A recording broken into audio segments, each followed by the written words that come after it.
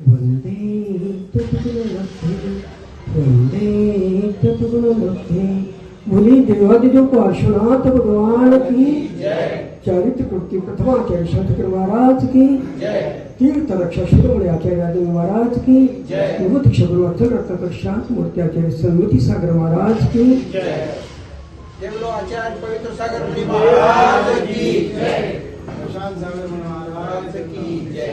आपण सर्व आर्यनजी महाराजांचं जीवन काय होतं आणि आर्यनजी महाराज म्हणजे त्यांची अशी होते फक्त जैनांचे गुरु नव्हते, फक्त जैन धर्मासाठी काम केलेलं नाही त्यांनी पूर्ण जीवनामध्ये जसं त्यांना 17व्या वर्षी नोकरी करावी लागली, त्या काळामध्ये 17व्या वर्षी निजाम काळामध्ये त्यांना तिथं नोकरी लागली, करावं लागली।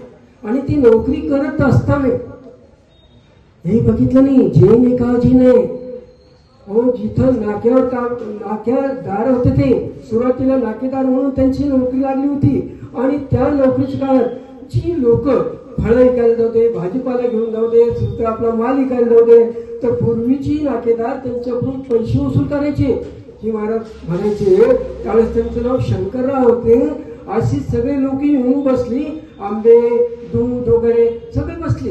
यांनी कार्यालय उघडलं, बघताय तुम्ही कशासाठी इथं बसलात? साहेब हे आंबे घ्या, ही फळं घ्या, ही दूध घ्या, कशासाठी? आणि मला सरकार पगार देत आहे आणि तुमच्या गरिबाचे आंबे वगैरे फुकट मला काही नको, फळं वगैरे काही नको, मला लागलं तर मी विकत घेईन, तुम्ही जा। नाही पूर्वीचे नाकेदार घेत होते ते घेत असतील, मी घेणार नाही, मी घेणार नाही। आणि त्यापासून तिथली लोक त्यांना मोहळीचे लोक त्यांना देव माणूस म्हणत होता।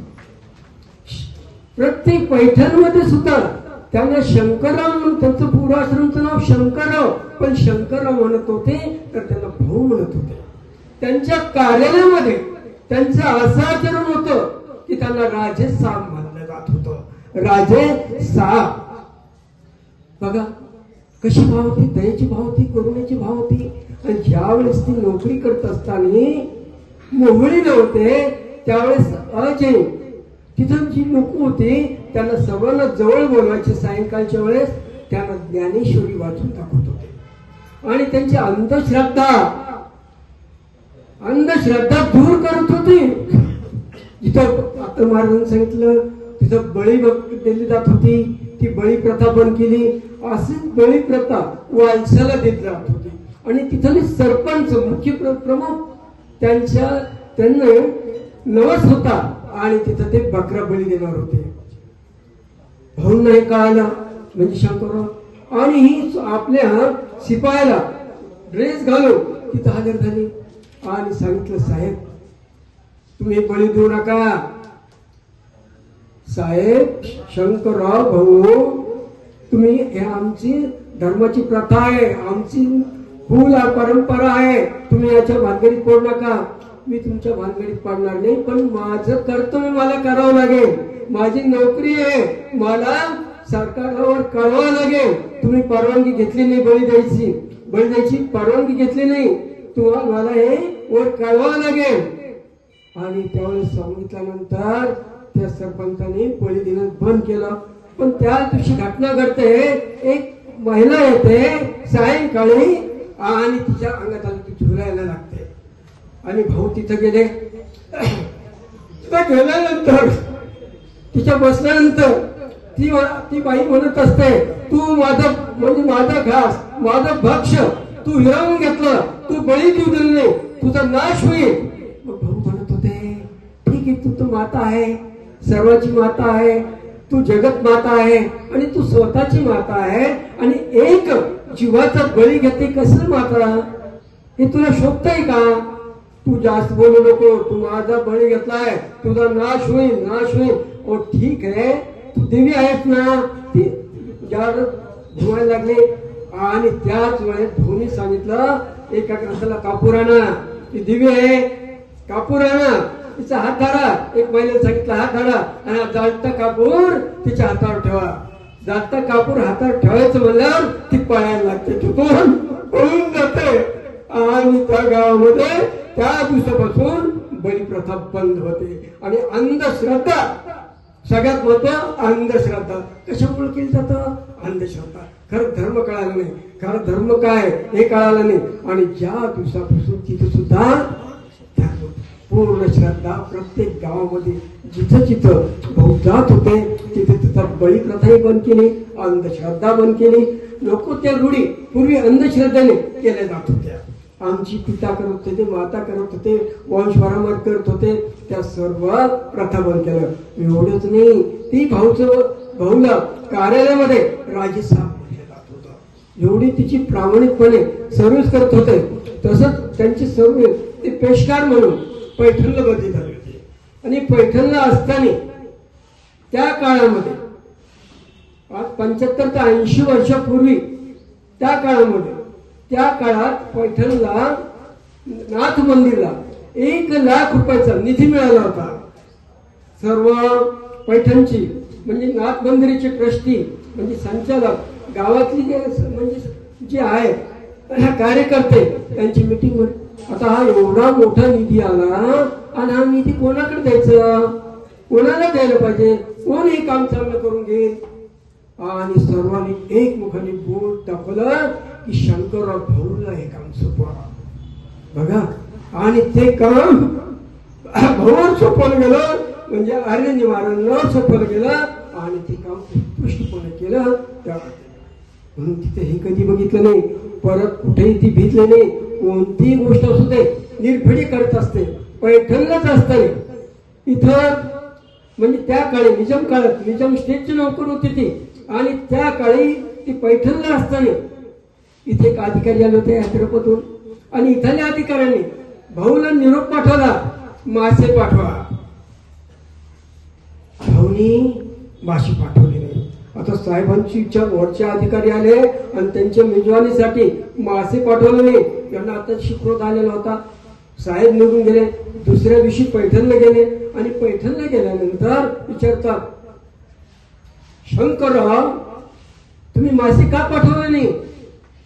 शंकरराव निर्भीड बोलत होते, हे माझ्या धर्मात नाही, मी हे करू शकत नाही, मी मासे पाठवणार नाही. मग तुम्ही पाठवणार नव्हते तर दुसऱ्याला का दिले नाही, दुसऱ्याला का पाठवू दिले नाही? माझ्या धर्मात मी स्वतः करणार नाही, दुसऱ्याला करू देणार नाही. मी स्वतः करणार नाही, दुसऱ्याला करू देणार नाही. माझे धर्मच आहे, मी स्वतः करायचं नाही, दुसऱ्याला करायचं नाही, अनुमती द्यायची नाही. आणि त्यावेळेस त्या साहेबांनी सांगितलं, एवढा बारीक सूक्ष्म धर्म आहे तुमचा, कमाल आहे. आणि उलट त्यांनी क्षमा मागितली. त्या अधिकाऱ्याने भाऊची क्षमा मागितली, माझी चूक झाली, मी आजपासून असं तुम्हाला कार्य सांगणार नाही. बघा, ती त्यांच्यामध्ये शक्ती होती, ती त्यांच्या वचनात शक्ती होती. त्या कार्यात सुद्धा ती त्यांचं आचरण तसं होतं, चारित्र होतं. सर्व जीवांचं कल्याण व्हावं, सर्वांचं दुःख नाही जावं. जीन धर्माबद्दल जे आहेत जैन त्यांच्याबद्दल तर कार्य केलंच केलं, परंतु अजैन आहेत त्यांच्याबद्दल सुद्धा जीवनभर कार्य केलं. दीक्षा घेतल्यानंतरही कार्य केलं. असं भेदभाव कुठे केला नाही. जेवढी शाळा काढल्यात तिथं प्रत्येक सर्व धर्मांची मुलं शिकत होती. फक्त गुरुकुलमध्ये जैन मुलं तरी असेल तर असा भेदभाव कधीही केलेला नाही. ती त्यांच्या अंतःकरणामुळे ती अहिंसा, ती दया, करुणा, ती आर्यनंद महाराजांची म्हणत होती. येरूळला ज्यावेळेस गुरुकुल निर्माण केलं आणि त्या गुरुकुलमध्ये ती माझे शिक्षागुरु आहे, माझे शिक्षागुरु आहे. आणि गुरुकुल निर्माण झाल्यानंतर प्रथम प्रवेश, पहिला प्रवेश त्या गुरुकुलमध्ये, त्या शाळेमध्ये माझा आहे. त्या महाराजांच्या माझ्या संस्कार झाले, त्यांच्यामुळे आज मी इथं बसलेलो आहे. माझं जीवन हे सुधारलं असेल तर ते त्यांच्यामुळं. त्यांची उपकार कधी विसरू शकत नाही. माझ्यासाठीच नाही, हजारो लोकांचं दुःख नाहीसं करून सुखाची प्राप्ती करून दिली. आज आपण सर्व आजची परिस्थिती अतिशय चांगली आहे. परिस्थिती म्हणजे धन संपत्ती, पगार, नोकर आज काळात चांगले. जी पूर्वी जर बघितलं असेल तर अतिशय गरिबी होती. एवढा समृद्ध भारत नव्हता त्या काळी. शिक्षणामध्ये सुद्धा माग होतं. हायस्कूल सुद्धा छोट्या छोट्या गावातली होती, शिक्षण नव्हतं. म्हणून ती गुरुकुल पद्धती केली. आणि सर्वांचं शिक्षण व्हावं. सर्वांना म्हणजे ती म्हणायचे पोट भरलं तर धर्म करते. प्रथम पोट भरायला पाहिजे आणि मग धर्म करते.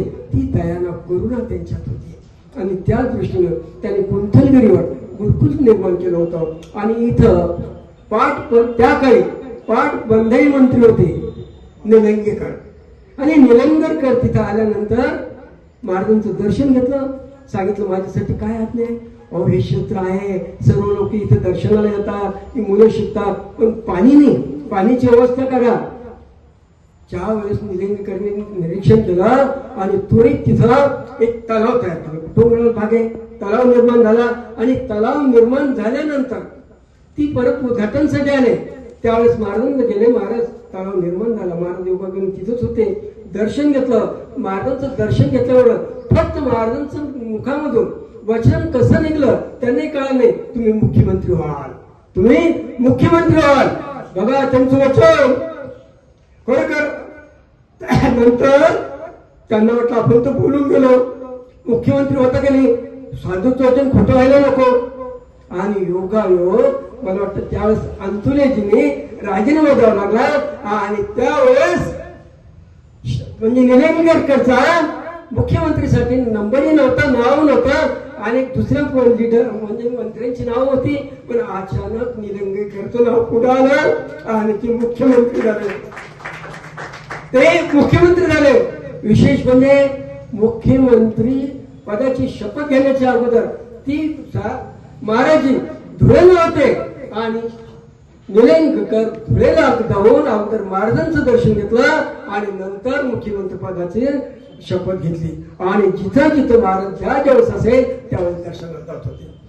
म्हणून सांगायचं एवढं, महाराज फक्त जैनांची नव्हती तर सर्वांसाठीच त्यांनी कार्य केलेलं आहे.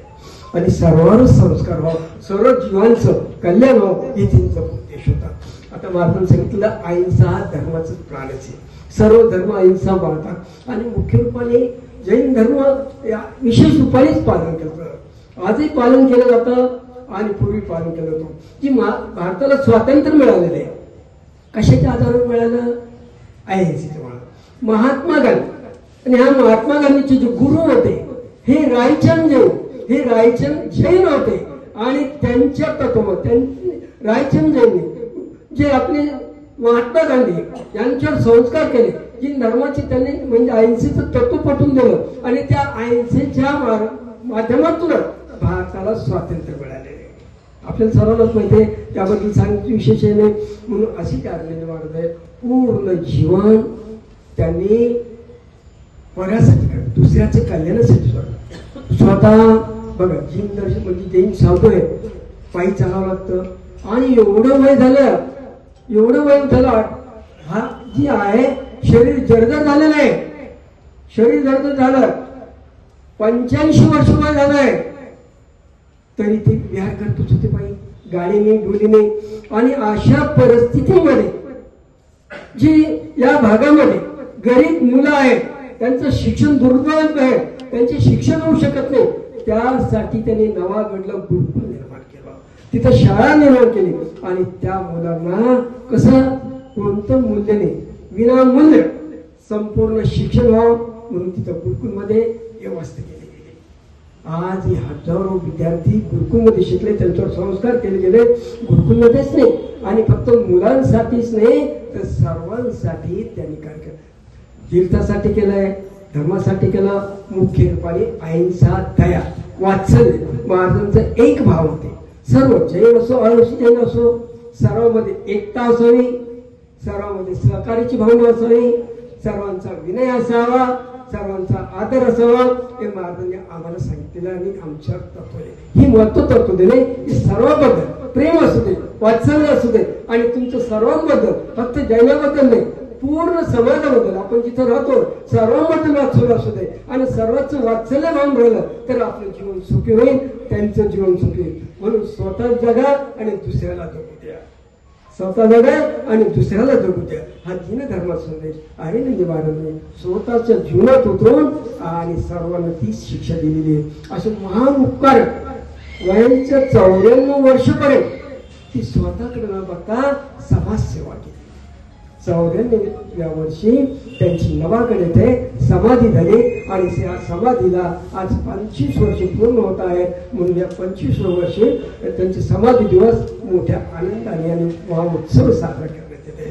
कारण त्यांचे अनंत उपकार आहेत. त्या उपकाराचे लोकांना जाणीव व्हावं. त्यांनी काय कार्य केलं, आज आम्ही कुठं चाललो, आम्ही आज कुठं चाललो, अहिंसेचं पालन करतोय का, अहिंसांचा जयजयकार करून नाही तर फक्त आमच्या आचरणात आहे का, सर्वांना आम्ही सहकार्य करतो का, वात्सल्य भाव आहे का. आणि आपल्या जीवनात उतरण्यासाठी सर्वांनी वात्सल्य भाव राहून आपल्या एकतेने राहून आपले भारत आहे या भारत देशाचं नाव उज्ज्वल व्हावं असं आपण आचरण करावं. जे बोलवं देवादिदेव पार्श्वनाथ भगवान की